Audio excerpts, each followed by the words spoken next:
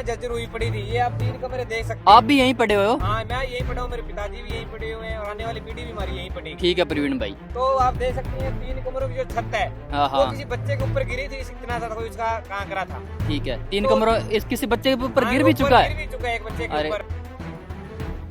सरकारी स्कूल बच्चों के लिए नए कमरे, सरकार ने पैसा भी मंजूर कर दिया।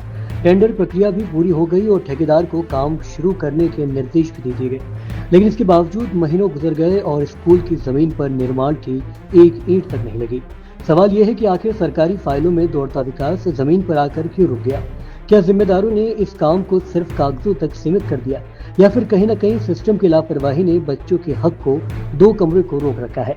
श्रीगंगानगर के सादलू शहर पंचायत समिति क्षेत्र की ग्राम पंचायत ब्रह्मापुर बोदला स्थित महात्मा गांधी राजकीय विद्यालय चकढोला से जुड़ा ये मामला अब सरकारी व्यवस्था की कार्यशैली पर गंभीर सवाल खड़े कर रहा है।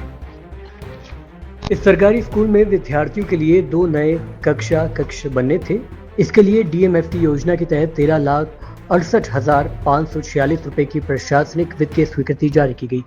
इतना ही नहीं, टेंडर प्रक्रिया पूरी हो गई, दरों पर बातचीत हुई और आखिरकार स्वीकृत राशि के बराबर ही निर्माण की दर तय हो गई।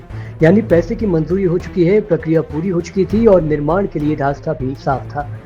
इतना ही नहीं, ग्राम पंचायत ब्रह्मापुर बोदला की ओर से आशीष एंटरप्राइजेस को बकायदा पत्र जारी कर स्वीकृत दरों पर निर्माण कार्य शुरू करने के निर्देश दिए गए। पत्र में तकनीकी अधिकारियों के निर्देशन में सामग्री की गुणवत्ता की जांच करवाने और निर्धारित समय अवधि में काम पूरा करने के निर्देश भी दिए गए। लेकिन सवाल यहीं से शुरू होता है। जब जनवरी 2026 में स्वीकृति मिल चुकी थी तो टेंडर प्रक्रिया पूरी हो चुकी थी और ठेकेदार को काम शुरू करने के निर्देश तक जारी हो चुके थे, तो फिर 14 अगस्त 2026 तक स्कूल में निर्माण शुरू क्यों नहीं हुआ? आखिर इन 7 महीनों में सरकारी सिस्टम ने क्या किया? क्या ठेकेदार ने काम शुरू नहीं किया? अगर नहीं किया तो क्या उसे नोटिस दिया गया? क्या अनुबंधन की शर्तों के अनुसार कार्रवाई हुई? क्या ग्राम पंचायतों ने साइट हैंडओवर किया था? क्या पंचायत समिति के कनिष्ठ अभियंता ने मौके का निरीक्षण किया? क्या विकास अधिकारी ने काम की भौतिक स्थिति की जांच की? और अगर काम शुरू नहीं हुआ तो इसकी जानकारी डीएमएफटी के जिला स्तर तक पहुंची या नहीं? सबसे दिलचस्प बात यह है कि मामला किसी निजी भवन का नहीं, ये सरकारी स्कूल का है, जहां पढ़ने वाले बच्चों के लिए 2 अतिरिक्त कक्ष बनाए जाने थे।